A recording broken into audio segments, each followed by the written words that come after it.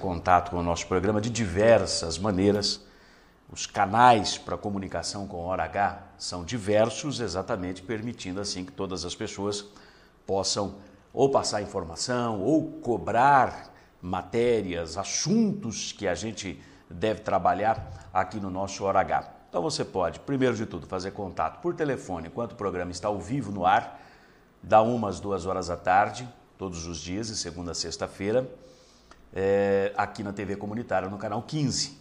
O telefone é 3454-5959, está aí no vídeo para você ver. 3454-5959. Você pode mandar e-mails, passar informações. O endereço é ailton.medeiros@hotmail.com, ailton.medeiros@hotmail.com, e nos acompanhar através do Facebook, facebook.com/HoraHTV, onde tem algumas dezenas de milhares de pessoas que nos acompanham constantemente, seguindo as informações que nós divulgamos. Eu repito, facebook.com/HoraHTV, e tem espaço lá para nos enviar mensagens também reservadamente, não é? E muita gente nos passa informação pedindo para que a gente não divulgue o nome, e a gente respeita isso aqui religiosamente. Pode nos seguir também pelo Twitter, @HoraHTV1. Já de antemão, de cara, aproveitando o flash início do nosso programa, falar do Jornal da Manhã, nosso grande parceiro, sempre divulgando o Hora H. Jornal da Manhã, trazendo mais um crime ocorrido na cidade. Frentista é morto a tiros na Zona Norte, esse é o destaque principal da edição desta terça-feira. Com o assassinato ocorrido no último domingo, Marília chega a 14 casos registrados neste ano. São 14 homicídios. O frentista Anderson Barbosa Lima, 39 anos, foi morto a tiros por ocupantes de uma motocicleta início da noite do último domingo, próximo a uma igreja no cruzamento das ruas João Batista de Tregliache e Pedro dos Santos, no prolongamento Palmital, Zona Norte. A autoria e motivação do crime ainda são desconhecidos, a polícia está investigando. Este é o 14º crime de homicídio cometido neste ano. Os números já são 55,5% maiores se comparados com o mesmo período do ano passado. Então, este ano aqui, até agora, traçando uma comparação com o que foi registrado em 2012, nós já temos 55,5% mais homicídios cometidos na cidade. Isto é um tremendo absurdo. Eu tenho chamado a atenção de que nós perdemos as rédeas sobre a criminalidade, perdemos as rédeas em relação à segurança pública. Está na hora da gente se mexer. Eu chamo a atenção das autoridades porque não é possível continuar do jeito como está, achando que está tudo certo, que está tudo bem, que as coisas vão se resolver por si só. Não vão se resolver por si só, não. Está aí, portanto, destaque do Jornal da Manhã, edição desta terça-feira, nosso grande parceiro, Jornal da Manhã. Você liga, assina, recebe o jornal em sua casa, 3311 5400. 3311 5400 é o nosso Jornal da Manhã. Aproveitando até o Jornal da Manhã e ainda no Flash, estou mostrando aqui uma edição do jornal. Essa página é do Jornal da Manhã, do dia 26 de maio, e já se foi 26 de junho, já se foi 26 de julho, e nós já estamos em agosto. Quando foi divulgado aqui, moradores de rua, a OAB suspeita de outros casos de tortura pelo município, denúncia de andarilhos é investigada pelo GAECO, aqueles andarilhos que denunciaram que foram agredidos, levaram choques elétricos, foram levados à força, é o constrangimento ilegal e contra a vontade para fora da cidade, dizem ele, em veículos oficiais, veículos da prefeitura, da Fumares, que é a fundação que deveria cuidar da recuperação social, deveria cuidar do amparo dessas pessoas. Foram largados no trevo da cidade de Ibitinga, há boletim de ocorrência em Ibitinga, há apuração iniciada com investigação na cidade de Ibitinga, inclusive com oitiva das testemunhas desses andarilhos. A coisa também está sendo investigada aqui em Marília agora pela polícia, já passou pelas mãos do Ministério Público, mas está lento demais. Demorou para chegar aqui, chegar ali. Está lento demais. Nós não estamos falando em gente que deu porrada, deu cacetada na parede, em tronco de madeira seca, deu burro no asfalto, pontapé na sombra. Não.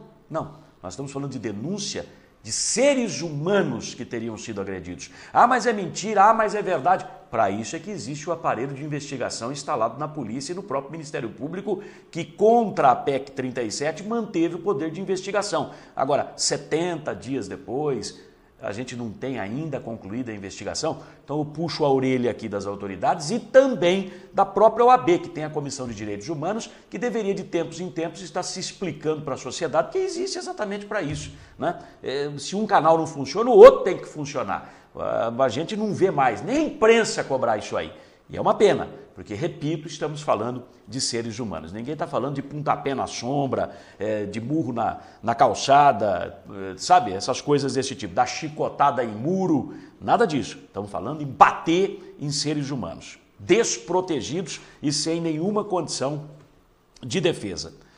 A retomada das obras da UPA Norte vai se dar na próxima quarta-feira, amanhã, a partir das 10 horas da manhã. Horário e data simbólicos para a retomada das obras desta unidade de saúde, a UPA, na Zona Norte. Os serviços estão parados nesse local desde 2011, desde o governo passado, foram cobrados pelo Ministério Público Federal, já que os recursos destinados para a obra são federais. O investimento está estimado em 3 milhões de reais, com uma contrapartida também do município. A previsão de entrega da obra é abril do ano que vem, aniversário da cidade em 2014. Segundo o secretário da Saúde, médico Márcio Travalini, esta unidade de saúde, a UPA Zona Norte, foi dimensionada para atender até um contingente populacional, 200 mil habitantes. A UPA Norte fica na esquina das ruas João Calimã e Francisco José de Oliveira, no Jardim Santa Antonieta. E se faz necessário, de fato, porque a saúde anda em frangalhos.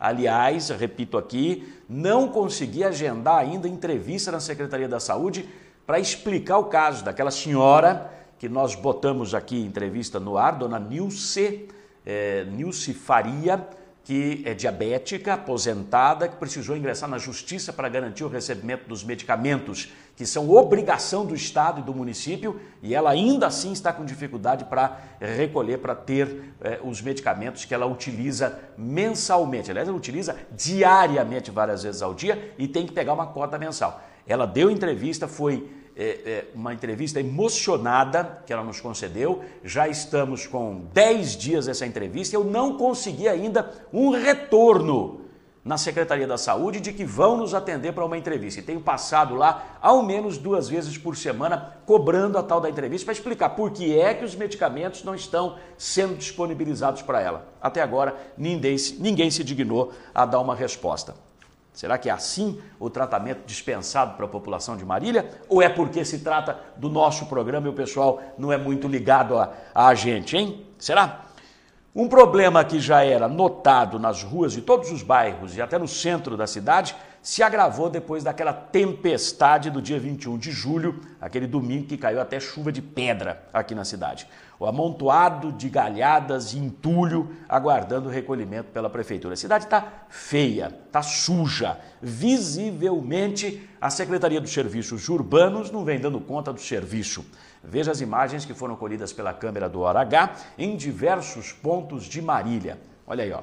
É isso que a gente assiste. Ah, mas a prefeitura está recolhendo. Eu sei que a prefeitura está recolhendo, mas o ritmo que ela está recolhendo é tão lento que quando ela recolhe, neste lugar aí, por exemplo, uma semana depois está do mesmo jeito, né? E olha aí, ó, é lugar que tem galhada, é lugar que tem entulho, é lugar que tem... Agora as árvores largam folhas, né? O final do inverno, largam folhas e aí fica uma imundície para baixo para cima. Olha aí, é desse jeito que a cidade está. As calçadas, muitas vezes interditadas por conta do entulho e dos restos vegetais, obrigando a população a transitar pelo meio da rua e corre o risco de atropelamento. Isso aí está pela cidade inteira. Eu não vou nem falar os locais, você vai identificando conforme a gente vai mostrando aí, ó. Tem Zona Norte, tem Zona Sul, tem centro da cidade, tem avenidas importantes, tem ruas de pouco movimento. Olha aí, ó, é desse jeito que a cidade está para baixo e para cima. E já faz 2 semanas ao menos que a gente tem visto que isso se agravou depois da tempestade, né? Mas já vinha com problema anteriormente. Olha aí como é que está. Tudo quanto é lugar. Onde você passa, onde a câmera aponta, encontra esse tipo de problema. Então eu gostaria muito que a Secretaria de Serviços Urbanos explicasse quando é que de fato ela vai conseguir limpar a cidade toda, não é? Há até uma máquina que foi adquirida pelo município recentemente, foi festivamente divulgado isso, é uma máquina que tritura restos vegetais e que, portanto, agiliza o trabalho de retirada disso aí, dessas galhadas esparramadas pela cidade, mas, infelizmente, não vem dando conta. Olha aí, ó, a cidade está inteirinha assim. Você pode ver aí próximo da sua casa, um quarteirão de distância, na pracinha aí do seu bairro, é desse jeito, é lixo, é o entulho, é galhada, tudo amontoado. Estão vendo? Olha aí, Maria Isabel, bairros nobres, bairros pobres, centro, periferia, todos os lugares da cidade estão desse jeito aí. Eu fico aqui perguntando aos meus botões, porque até agora não houve uma resposta por parte do município, uma resposta oficial, quando é que essa situação estará regularizada. Ah, mas é muita coisa, nós sabemos que é muita coisa, mas o planejamento existe exatamente para situações desse tipo. Senão, todo mundo vai dizer que não dá, e não dando, as coisas param. Será que a gente não tem saída? A palavra fica com a Prefeitura Municipal.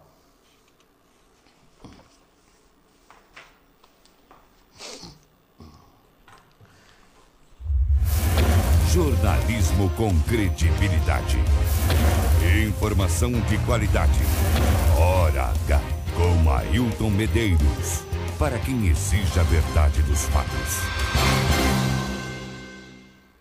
Muito bem, hoje é terça-feira, 6 de agosto, dia do Senhor Bom Jesus. Em 1945, nessa data, durante a Segunda Guerra Mundial, os Estados Unidos lançavam a bomba atômica sobre Hiroshima, no Japão. Em 2001, o escritor e poeta Jorge Amado morria de parada cardiorrespiratória aos 88 anos de idade. Faz falta, hein? Estão faltando hoje 147 dias para o final do ano. E começa aqui a edição de número 152 do Hora H, pelo canal 15 da TV Comunitária de Marília. Economize energia elétrica com o SHED europeu da Estruturas Metálicas Brasil. Cobertura de estruturas metálicas com grande capacidade de iluminação e ventilação natural. Ecológico e sustentável. Estruturas Metálicas Brasil. Qualidade e segurança na sua obra. Oferece.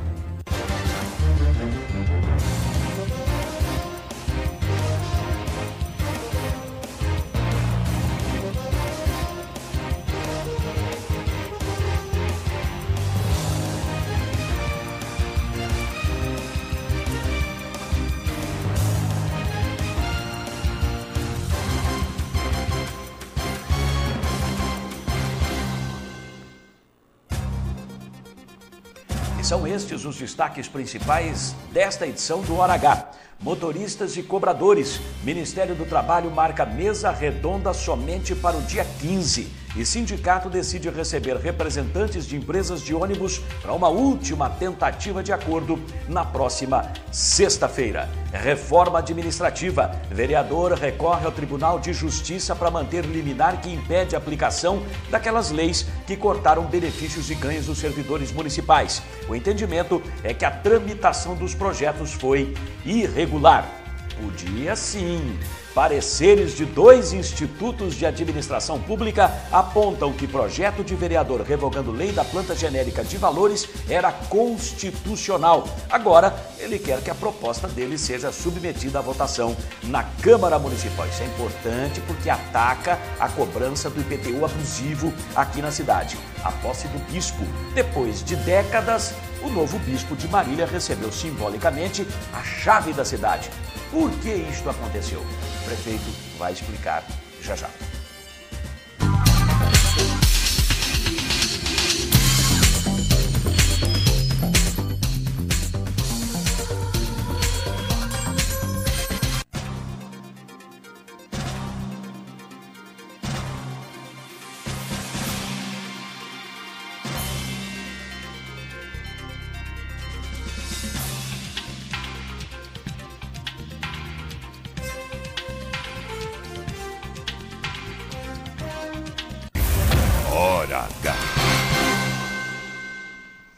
Tem uma notícia que está no jornal Folha de São Paulo, ou pelo menos no site do jornal Folha de São Paulo, edição desta terça-feira, tenho aqui em minha frente, aqui no laptop, Até o fim deste ano, o Brasil vai contar com um ranking de qualidade do Serviço Público Federal na área de pessoal. Cerca de 360 órgãos públicos federais serão divididos em 3 categorias: verde, amarela e vermelha, após o cruzamento de centenas de dados sobre salários, planos de carreira, condições de trabalho, número de terceirizados, tempo dos concursados, treinamento e outros dados.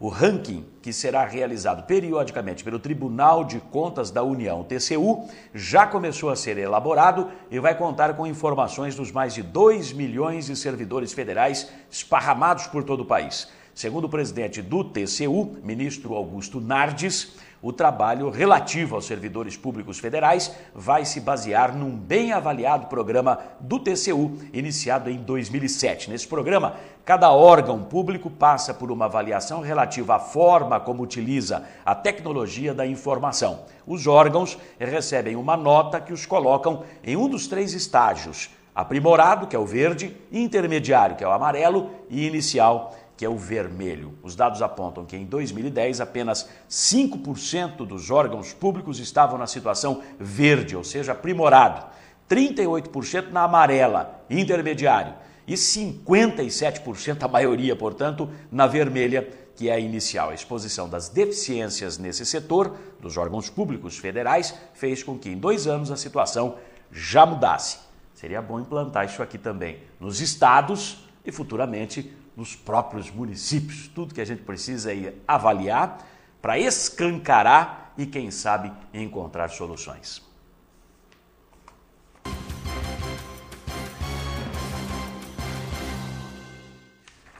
Antes que a gente vá para o primeiro intervalo aqui no programa, vamos falar de uma situação que chamou bastante atenção. Quem esteve presente na cerimônia de posse do novo bispo de Marília, Dom Luiz Antônio Cepolini, no último domingo, a partir das 10 horas da manhã, uma belíssima cerimônia que aconteceu no Ginásio de Esportes da Avenida Santo Antônio, reunindo lá 7.000 pessoas ou até mais, tinha gente, barbaridade. E essa cerimônia, ela teve todo um simbolismo, que foi o momento em que o prefeito acabou entregando para o bispo a chave da cidade. É um ato simbólico, sem dúvida alguma, entregar a chave da cidade ao bispo que é empossado, né? E por que Dom Antônio Cipollini recebeu a chave da cidade, se há décadas outros bispos que por aqui passaram não tiveram, entre aspas, este mesmo privilégio, né? Dom Daniel e Dom Osvaldo não receberam a chave da cidade. Acho que o último bispo que recebeu foi Dom Hugo, e isso faz tempo para mais de metro. Ao final da cerimônia, que reuniu essas 7.000 pessoas ou mais de 36 cidades da Diocese de Marília, no Ginásio de Esportes da Avenida Santo Antônio, no domingo, o prefeito Vinícius Camarinha, através da assessoria de imprensa da prefeitura, gravou uma entrevista explicando essa situação. Por que a ele, Dom Luiz Antônio Cipollini, foi entregue a chave da cidade e não aos 2 últimos bispos que passaram por Marília? Tem uma explicação plausível, você acompanha agora. Foi entregue a chave, a última informação que eu tive, para o bispo Dom Hugo. Não me lembro exatamente o ano, mas foi a última vez que entregou a chave da cidade ao bispo. Depois nós não tivemos nova posse de bispo, porque o Dom Daniel sucedeu naturalmente o Dom Hugo, e o nosso bispo Dom Osvaldo sucedeu também naturalmente o Dom Daniel. Então nós não tivemos posses festivas. E aí agora nós tivemos essa posse, realmente uma posse festiva, com celebração de missa, e um gesto de nós entregarmos, depois do Dom Hugo, agora a chave, simbolicamente, do nosso município ao nosso bispo Luiz Antônio. Hora H.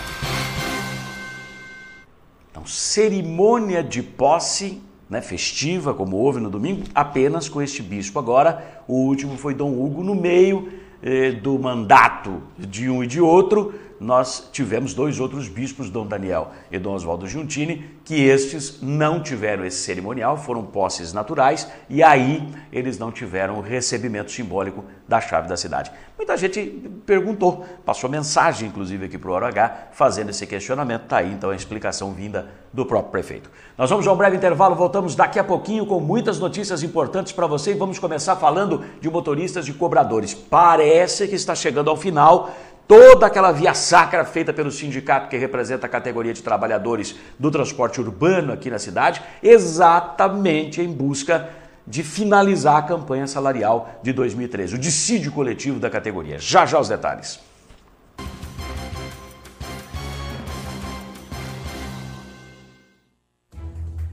Clientes espalhados pelo Brasil e até no exterior. Mais de 3.500 obras realizadas. Parque Fabril com 16.500 metros quadrados. Desenvolvimento de projetos, fabricação e montagem de estruturas metálicas industriais, comerciais e residenciais de médio e grande porte. Constante evolução tecnológica é o seu maior diferencial, propiciando mais qualidade, durabilidade, beleza e agilidade nas obras. Know-how adquirido em mais de 40 anos de atuação no mercado faz da Estruturas Metálicas Brasil uma das mais conceituadas e respeitadas empresas do setor no país. Estruturas Metálicas Brasil, qualidade e segurança.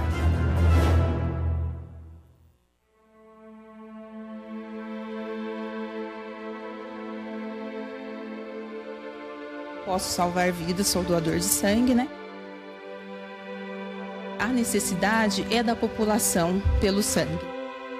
Todos os tipos de sangue, eles são importantes e estão em falta. Quem pode doar sangue? Adolescentes de 16 e 17 anos, pessoas saudáveis, ter acima de 50 quilos.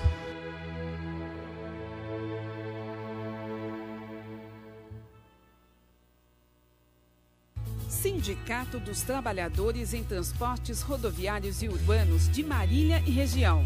Sede própria desde setembro de 1992. Defesa permanente dos direitos e reivindicações da categoria. Assistência odontológica especializada à disposição do trabalhador. Atendimento à categoria nas cidades de Marília, Veracruz, Gália, Oriente, Pompeia, Paulópolis, Quintana, Herculândia, Tupã, Bastos e Iacri. Sindicato dos Trabalhadores em Transportes Rodoviários e Urbanos de Marília e Região. A serviço do trabalhador há 25 anos. Rua Marcos Bordion, 815, Santa Antonieta. Delícias que dão água na boca. Cortes especiais de carnes assadas na brasa. Garantia de maciez e sabor incomparáveis. Frango desossado e crocante como você nunca viu. Costelão, joelho de porco e costelinha assados lentamente. Sem falar dos espetinhos e do torresminho mais sequinho e crocante de Marília. Encomendas para sábados, domingos e feriados. Delícias exclusivas do Costelão na Brasa. Aqui a carne é de qualidade, bem temperada e assada na brasa. Vem pra cá.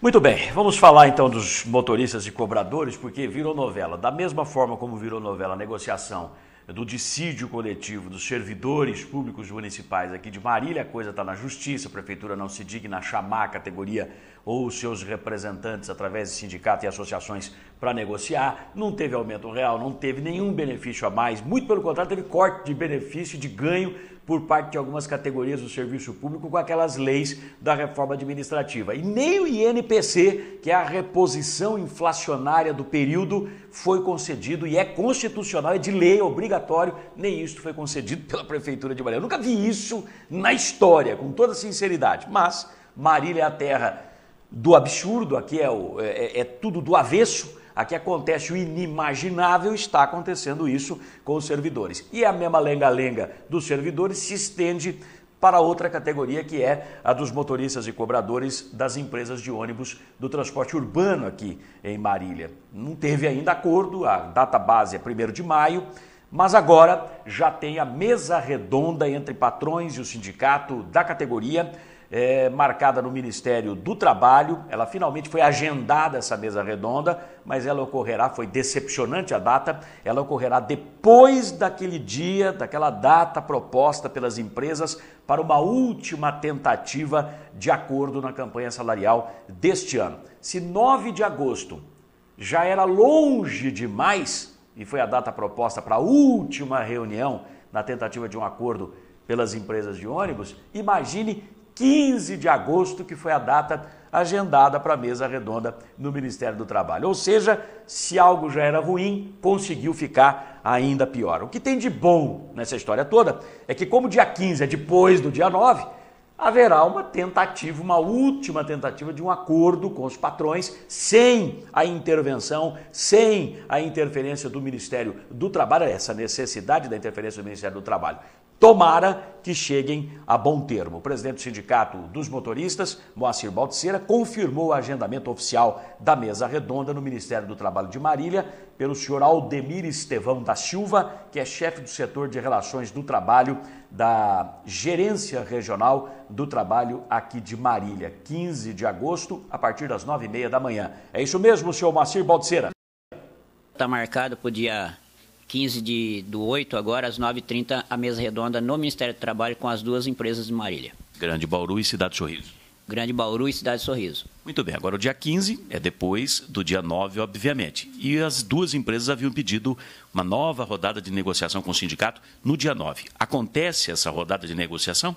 O sindicato espera que aconteça sim, essa reunião, até porque possa até vir com propostas para o trabalhador dessas empresas na cidade, e o sindicato vai repassar para o trabalhador. No caso eles aceitam a proposta que eles trouxerem, a gente desmarca a mesa redonda. Então, mais uma tentativa, uma chance a mais para o acordo, seria isso? O sindicato está de portas abertas sempre para negociar.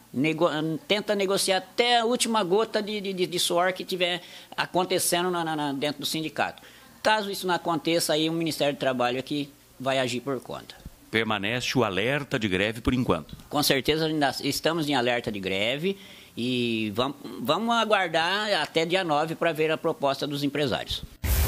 Hora H. Então agora, ao invés de uma, tem duas oportunidades para se tentar um acordo. Dia 9, sexta-feira desta semana, e dia 15, 6 dias depois. Moacir Baltzeira fala mais uma vez quais são as reivindicações básicas feitas pelos motoristas e cobradores de ônibus urbanos dentro da campanha salarial de 2013. Preste atenção. O sindicato fez a proposta que foi feita pelo trabalhador, que é os 15% e a dobra do ticket de alimentação para R$ 250, implantando também um plano de saúde. Isso aí a gente vai esperar do patronal para ver o que ele vai falar nesse sentido. Mas não está descartado que ele venha com uma outra proposta, a gente passa em Assembleia para o Trabalhador, caso aceita, o sindicato fecha com eles. De qualquer forma, após a reunião que vai ser feita aqui no sindicato no dia 9 com o representante das duas empresas, os trabalhadores serão chamados para uma assembleia para decidir se aceitam ou não. Com certeza, o sindicato não faz nada sozinho. O sindicato existe por causa do trabalhador. Então o sindicato defende os direitos do trabalhador e também passa o que for acontecido com o patronal. Hora H. Muito bem, então duas novas oportunidades para um entendimento, mas sempre passando pelo referendo dos trabalhadores. Tanto a última rodada de negociação na sexta-feira, dia 9, como a mesa redonda no Ministério do Trabalho. No dia 15, ocorrerão somente com as duas empresas que estão operando o transporte público atualmente, a Grande Bauru e a Cidade Sorriso. Porém, aquilo que for decidido com elas vai ser estendido também aos trabalhadores vinculados à empresa circular, que atualmente está fora de operação. Lembrando que são aproximadamente 800 trabalhadores vinculados à Grande Bauru e à Cidade Sorriso e mais 400 trabalhadores, pelo menos, vinculados à empresa circular, mesmo sem que ela esteja operando. Veja aí. O sindicato tomou assim, até uma liberdade de estar convidando só as duas, até porque elas que estão operando na cidade. A circular está lá, a gente sabe que está mantendo o quadro de funcionários lá, parado, sem estar tendo arrecadação e está mantendo todo o salário em dias do trabalhador. Então, o que for repassado por essas outras empresas também é automático para a empresa circular, na qual ela mantém o quadro de funcionário da mesma função. O que for decidido, percentual de reajuste, etc., para as duas empresas, estende para a circular também. Com certeza, estende para o trabalhador da empresa circular, que é o mesmo ramo de negociação. Inclusive, até o 7,16 que foi repassado pelas duas, a circular também já repassou. Hora H. A discussão judicial, ainda travada em todas as instâncias do judiciário, primeira instância que é local, segunda instância que é estadual e terceira instância que é Brasília, o que acontece lá não tem nada a ver com a campanha salarial dos trabalhadores. Se vão permanecer as duas empresas que estão aí, se de fato as licitações do transporte público serão anuladas, porque já é esta decisão da Justiça, a última decisão da Justiça, aliás, a primeira de mérito, diga-se de passagem, não precária, não provisória, mas definitiva, se elas serão anuladas, essas licitações, outras licitações serão feitas. Nesse ínterim, volta a circular para não deixar desassistida a população, porque as duas empresas terão que sair. Ou se permanecem as duas empresas, porque derrubam essa decisão judicial. Pouco importa frente a esta negociação salarial. Que se decidir nessa campanha salarial, aplica-se aos trabalhadores do transporte urbano de todas as empresas que estão com vínculo empregatício com os seus funcionários aqui na cidade. Quais são? A Grande Bauru, a Cidade de Sorriso e a Circular. A Circular não está operando, mas está pagando. Tem R$1 milhão aproximadamente, estima-se, lá no sindicato do senhor Moacir fazer esse cálculo, de despesa por mês para manter o quadro de funcionários, os ônibus todos no pátio, e está pagando, está tudo certinho, tudo em dia. Inclusive as decisões trabalhistas que estão sendo dadas, está bancando. Aguardando, imagina-se, acredita-se, uma decisão judicial que faça a Circular retornar ao transporte coletivo. Agora, se isso vai ser decidido ou se não vai, se isto vai acontecer ou se não vai, é outra história. Isso é uma coisa, campanha salarial é outra coisa.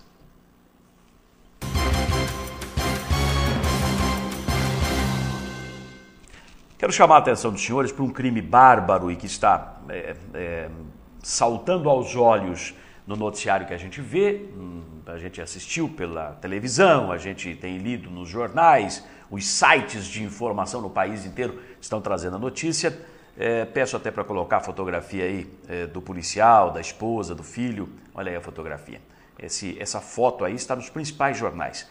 A polícia acredita que esse menino aí foi para a escola depois de ter matado a família.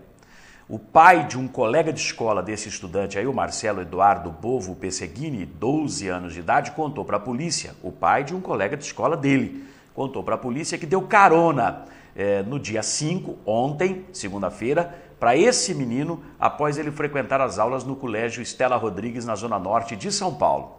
Segundo informações da polícia, essa testemunha, esse pai de um colega de escola desse menino aí, disse que parou na porta da casa da família de Marcelo Eduardo, na Brasilândia, Zona Norte de São Paulo, e buzinou para chamar os pais do menino. Mas o menino teria dito para ele não buzinar não, porque o pai estava dormindo. O policial disse que estava dormindo porque já tinha cumprido a jornada de serviço dele. Em seguida, se despediu do pai e do coleguinha e entrou em casa. Em entrevista à Rede Globo de televisão, o comandante da Polícia Militar lá em São Paulo, Benedito Roberto Meira, disse que a perícia aponta que as vítimas já estavam mortas nesse momento em que o menino cometeu suicídio em seguida. É mole um papo desse? Matou os pais, teria matado os pais, é a tese da polícia, foi para a escola, voltou e se suicidou. Além de Marcelo Eduardo, foram mortos com um tiro na cabeça o pai dele, sargento da rota, tropa de elite da polícia, Luiz Marcelo Pesseguini, que é esse que aparece aí na foto. A mãe, ela também era policial, cabo da Polícia Militar, Andréa Regina Pesseguini, e a avó materna, a avó do menino, mãe da mãe dele, Dona Benedita Bovo, e a tia dele, Bernadette Oliveira. Todas as vítimas foram assassinadas com um tiro na cabeça com uma pistola .40, que é a pistola oficial utilizada pela Polícia Militar. E essa pistola .40 utilizada para matar todo mundo com um tiro na cabeça pertencia à mãe do menino, a cabo Andréa Regina Pesseguini, ok? Então essas são informações oficiais, essa foto está no site do jornal Folha de São Paulo. Uma outra informação, a arma foi deixada embaixo do corpo do Marcelo, que é o menino. Segundo o comandante da Polícia Militar, o menino era canhoto e o disparo foi feito do lado esquerdo da cabeça, ou seja, tudo leva a crer que ele próprio puxou o gatilho da arma, então, né, neste caso. De acordo com o comandante da PM, não há sinais de arrombamento na casa, nada foi roubado, estava tudo absolutamente normal. O menino utilizava no perfil dele no Facebook a imagem do protagonista de uma série de videogames que falava de assassinatos. Nesse jogo que se passa durante o Renascimento, o personagem faz parte de uma seita de assassinos e pretende vingar a morte dos seus familiares. No colégio onde o menino estudava, as aulas foram suspensas nessa terça-feira. Nenhum representante da escola falou sobre o caso e os corpos das vítimas estão no IML e ainda não há informações de onde será o velório e o enterro. Que coisa, hein? Coisa impressionante. O menino é suspeito de ter matado a família inteira, foi para a escola, essa é a suspeita, voltou para casa e aí se suicidou com um tiro na cabeça também. Todos mortos com um tiro na cabeça, com a mesma pistola .40, que é oficial da Polícia Militar, e era a pistola utilizada em trabalho pela mãe dele, cabo da Polícia Militar. Que caso intrínseco, hein?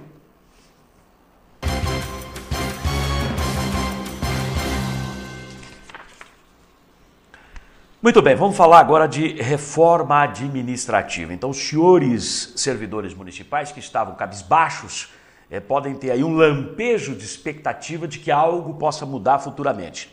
O vereador Mário Coraini Júnior, que é do PTB, recorreu ao Tribunal de Justiça para manter liminar concedida em 14 de julho, suspendendo a tramitação e aplicação dos projetos de lei da chamada reforma administrativa na Prefeitura de Marília. Esses projetos foram todos aprovados naquela sessão extraordinária do dia 8 de julho, durante o recesso, durante as férias dos senhores vereadores, não é? 8 de julho. E esses projetos de lei cortam benefícios e ganhos de diversas categorias do serviço público. Segundo o entendimento da juíza Renata Biagione Belan, para conceder a liminar, a tramitação dos projetos foi irregular, esse foi o entendimento dela. Mas a decisão dela foi cassada 2 dias depois pelo titular da Vara da Fazenda Pública, o juiz Silas Silva Santos. Ele entendeu que as leis aprovadas na Câmara, mesmo que tendo tramitado irregularmente, já haviam sido publicadas no Diário Oficial quando a oposição foi para a Justiça contra elas. Olha que ele faz uma ressalva. Mesmo tendo tramitado irregularmente, já estavam publicadas no Diário Oficial e, portanto, a oposição foi para a Justiça pleitear uma liminar contra elas depois disso. Mário Coraini Júnior, que além de vereador também é advogado e professor de Direito, explica por que a tramitação de ao menos 2 dos 3 projetos da reforma administrativa foi irregular. Estabelece que toda proposição sujeita à deliberação tem que ter o parecer técnico das comissões. O projeto 18 e o projeto 58 esses dois foram substituídos por 2 projetos substitutivos de última hora, na última hora para ser discutido aqui, e discussão nenhuma tinha. Apenas foram apresentados. Com base nisso, aprovados no dia 8 esses projetos, eu tratei de trabalhar e quando foi sábado pela manhã, eu já tinha elaborado o mandado de segurança, impetrei o mandado de segurança junto ao plantão judicial, fui atendido juntamente com o doutor Damasceno pela doutora Renata, que é da vara criminal, mas que estava fazendo as vezes do plantão, e ela nos disse, volte domingo, às 9 horas, que eu terei uma decisão. E nesse mandado de segurança, eu fui buscar jurisprudência, fui buscar decisões no sentido de que tudo aquilo estava errado, como ainda tenho convicção que está.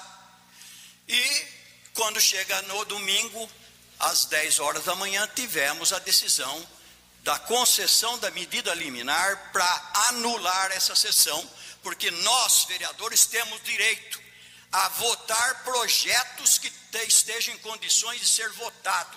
Nós não estamos aqui para vir aqui e enfiar goela abaixo, desobedecendo às formalidades legais. Não havia parecer para os substitutivos. E o parecer que foi dado para aquele que tinha parecer era meramente nada a opor. Isso não é parecer técnico nem aqui, nem na China. China não, a China está muito mais acima da técnica e da ciência que nós estamos hoje mesmo. Hora H. É eloquente o vereador Mário Coraine, bastante eloquente. Agora, está aqui a decisão da doutora Renata Biagione Belan, do dia 14 de julho, atestando que não houve sequer, para os substitutivos desses dois projetos de lei, 18 e 58, não houve sequer pareceres das comissões de Justiça e Redação e de Finanças, Orçamento e Servidor Público, como prega, reza a cartilha, o regimento interno da Câmara Municipal. Então, foi uma tramitação irregular, ela concedeu a liminar, tirando os efeitos da aplicação das leis, a eficácia das leis aprovadas, interrompendo a tramitação de projeto que ainda estivesse em curso, e o projeto 6, que ontem foi aprovado definitivamente pela Câmara na primeira sessão ordinária do segundo semestre, depois do recesso, estaria, portanto, com a tramitação prejudicada, mas, lamentavelmente, isso tudo foi mudado. Após a sessão extraordinária de 8 de julho, teve o feriado de 9 de julho, lembram-se disso? Revolução Constitucionalista, 8 de julho foi uma segunda-feira, feriado de 9 de julho, terça-feira. A Prefeitura voltou a trabalhar no dia 10, então ela trabalhou na segunda, não teve expediente na terça, feriado, voltou no dia 10, quarta-feira, e depois disso teve 2 pontos facultativos naquela semana. Foi uma semana maluca. Ponto facultativo na quinta-feira, dia de São Bento, padroeiro do município, dia 11, 12, sexta-feira, ponto facultativo de novo, que foi para emendar com o ponto facultativo da quinta, aí já veio o sábado e veio o domingo. Então não teve outro dia útil após a sessão extraordinária do dia 8 de julho, que não a quarta-feira, dia 10 de julho. A sessão foi no dia 8, feriado no dia 9, dia 10, único dia de expediente, e com uma rapidez jamais vista, no único dia de trabalho da semana após aquela sessão extraordinária, a Prefeitura publicou no Diário Oficial as leis aprovadas pela Câmara da reforma administrativa. Já antevia que o pessoal ia para a Justiça, a oposição ia para a Justiça contra a tramitação considerada irregular. Veja o que disse o Mário Coraine na tribuna da Câmara na sessão dessa semana. Dia 10 foi o único dia da semana que funcionou e que a Câmara, então, pegou isso e mandou para a Prefeitura. A Prefeitura procedeu como um verdadeiro, o funcionário, as pessoas que estavam lá, foram um azogue. No dia 10, elaboraram tudo, mandaram para publicar na quinta-feira, que foi ponto facultativo. Sexta-feira, ponto facultativo. Sábado e domingo, não tinha mais nada. Mas uma coisa deslumbrante, a eficiência daqueles indivíduos que estão na prefeitura, que não consertam um buraco na rua com um certo vazamento de água, foi de publicar no Diário Oficial a decisão que tinham dada, que tinha sido aprovado o projeto de lei, e o projeto se transformou em lei. Hora H. Tem indicação, tem requerimento, na própria pauta dos trabalhos da Câmara, na primeira sessão do ano, ontem, a pauta traz lá requerimentos e indicações pedindo para tapar buraco de rua, para consertar vazamento de água de 6 meses. 6 meses. É só pegar a pauta que você vai ver isso. 6 meses o buraco está lá, o vazamento está lá e não consertam. Aí, uma sessão extraordinária da Câmara, feita às 2 da tarde da segunda-feira, dia 8. Dia 9, feriado, sem expediente. Dia 10, quarta-feira, único dia útil da semana após aquela segunda-feira, porque a quinta e a sexta, ponto facultativo também, depois sábado e domingo, acabou a semana. Pois conseguiram fazer isso, sair da Câmara, ir para a Prefeitura e sair publicado no Diário Oficial do dia 11. Vejam que rapidez, é por isso o termo utilizado pelo Mário Coraine é sensacional, um azogue. O pessoal leva 6 meses e não consegue consertar um vazamento de água. Os próprios vereadores denunciam na sessão da Câmara.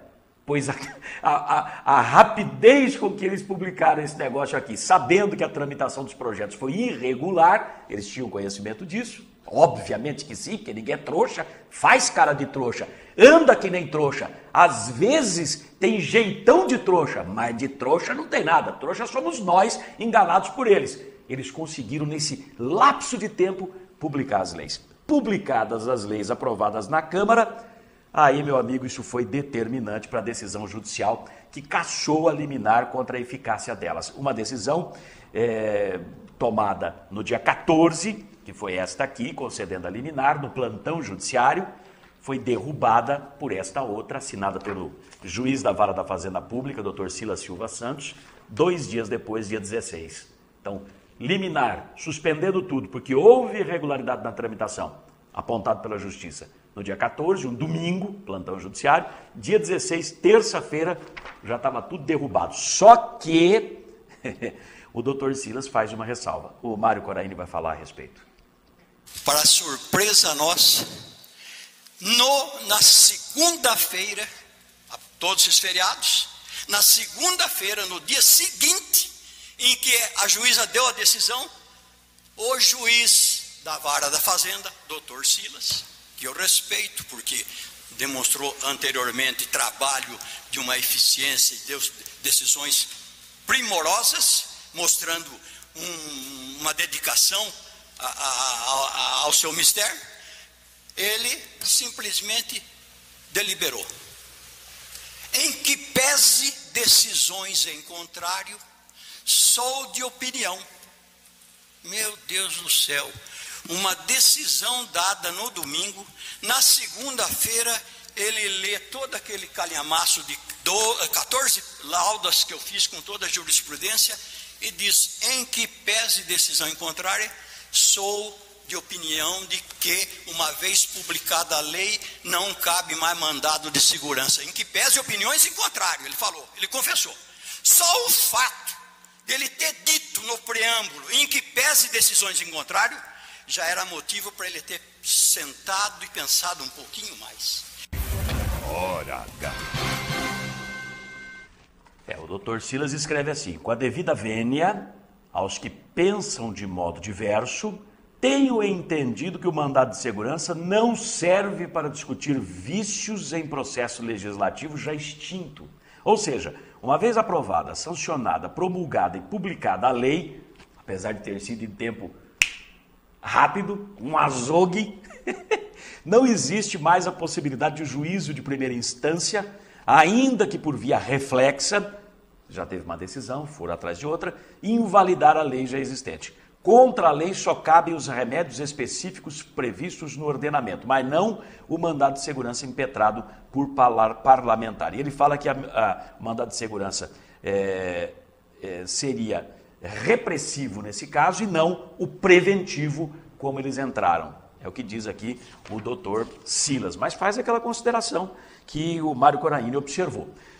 O vereador Coraini não se deu por vencido com essa sentença do doutor Silas, que mudou tudo, que tornou válida a reforma administrativa, manteve as leis que foram aprovadas pela Câmara, mesmo com tramitação irregular, continua defendendo os interesses dos servidores municipais atingidos pela medida e recorreu dessa decisão do doutor Silas junto ao Tribunal de Justiça em São Paulo. Já é a segunda instância. Ele pretende provar que a tramitação dos projetos de lei foi irregular e eles não podem prevalecer. Não me conformei com isso e impetrei um recurso chamado agravo de instrumento que está no Tribunal de Justiça hoje. Já comuniquei também, hoje não, eu entrei logo no dia 21 desse mês. Entrei com agravo de instrumento na segunda-feira seguinte, ou fim da segunda-feira, não me lembro a data, mas já faz uns 15 dias que já foi para o Supremo, para o Tribunal de Justiça, onde arguo novamente todo esse arrazoado, mostrando que, na verdade, o fato de uma lei ter sido publicada, transformada em lei pela publicação, o mais importante é o trâmite formal e legal. E nem se foi analisado o mérito. Se não houve mérito e nem quanto ao aspecto formal, não havia motivo. Portanto, eu comunico aos funcionários públicos que estamos aguardando a decisão do Tribunal de Justiça.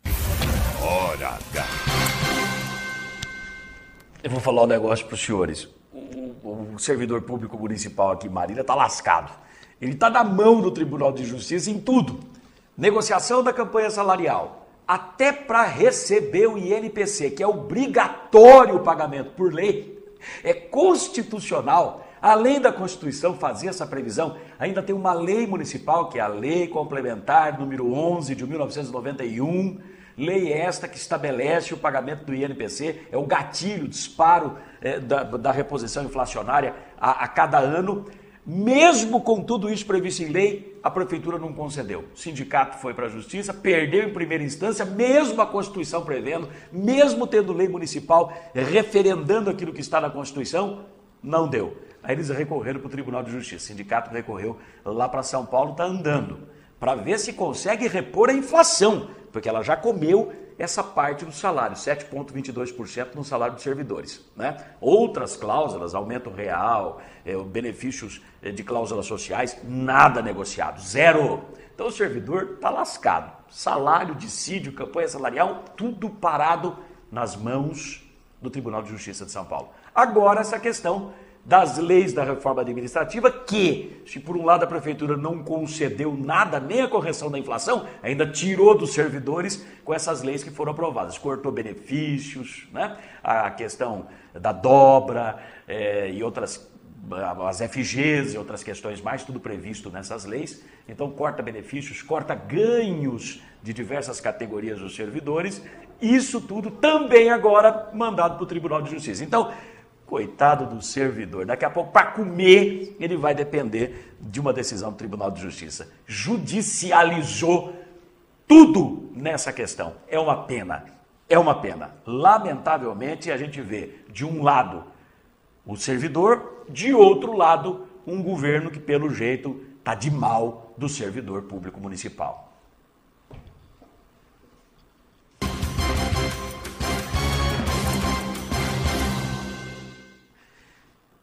Olha, tem um outro assunto aqui que é muito interessante, porque esse mexe não com o servidor público, mas mexe com toda a sociedade, especialmente com os contribuintes, obviamente, que são aqueles que recolhem impostos. Não era inconstitucional o projeto proposto pelo vereador delegado Wilson Damasceno no início desse ano para revogar a lei que instituiu a planta genérica de valores aqui no município e permitiu a cobrança do chamado IPTU abusivo na cidade, que gerou protestos, depois aquele cadastramento do pessoal que queria uma revisão que ainda não acabou, mais de 4.000 pedidos de revisão dos valores do IPTU cobrado na cidade, por aí vai. Olha só que essa planta genérica de valores foi aprovada a toque de caixa dia 26 de dezembro do ano passado, no limiar do apagar das luzes do governo passado.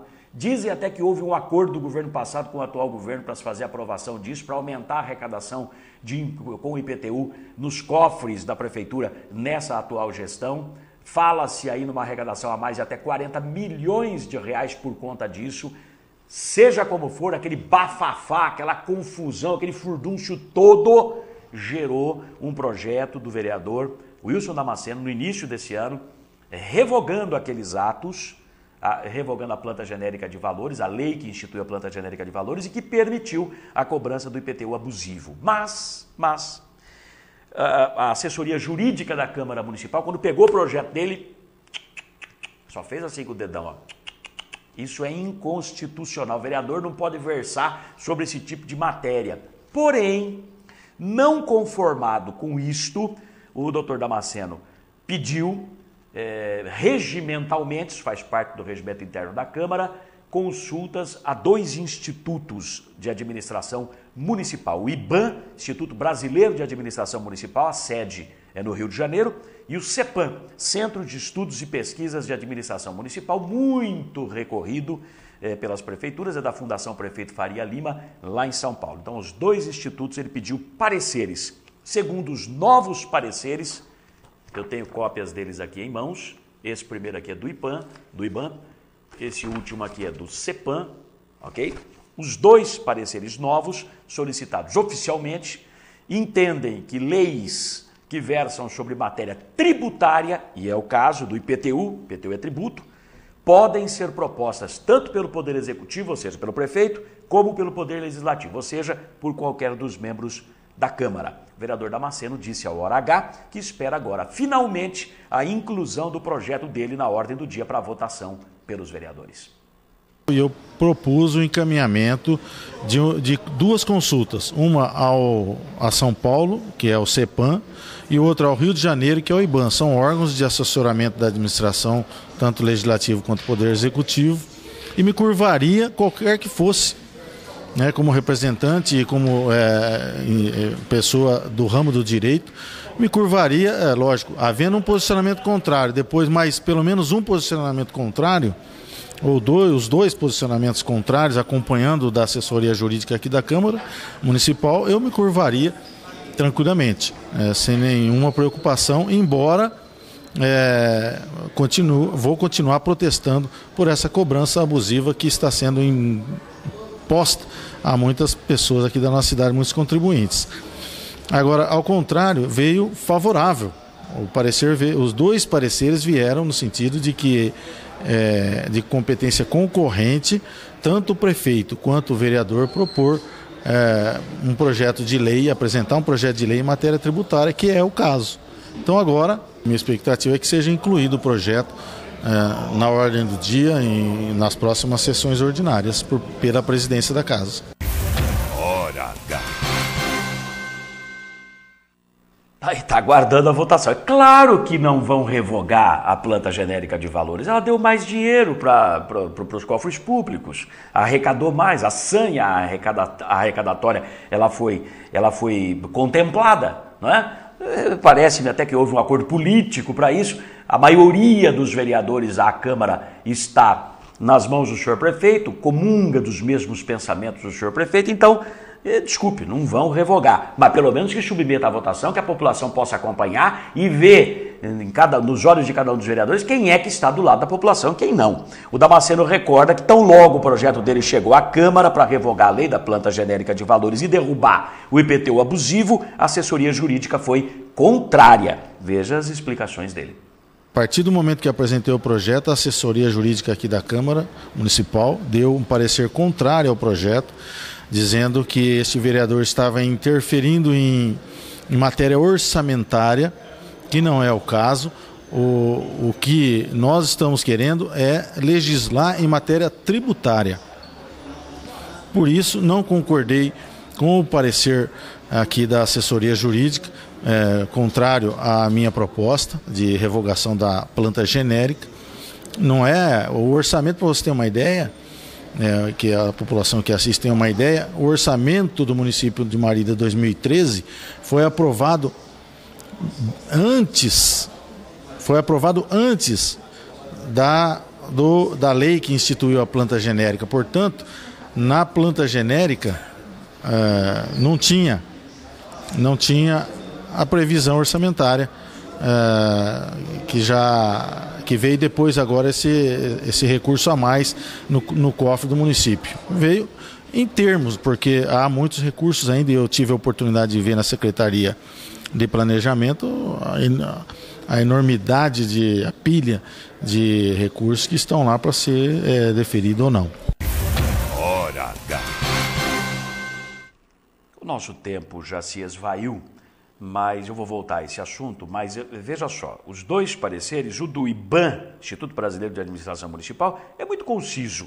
Conclui-se pela possibilidade do Poder Legislativo, os vereadores, deflagrarem processo legislativo para extirpar do ordenamento jurídico local qualquer lei que verse sobre matéria tributária. Então, era constitucional o projeto do vereador Damasceno, que a Câmara, através da sua assessoria jurídica no ano passado, disse que era inconstitucional, ou seja, danou-se, né?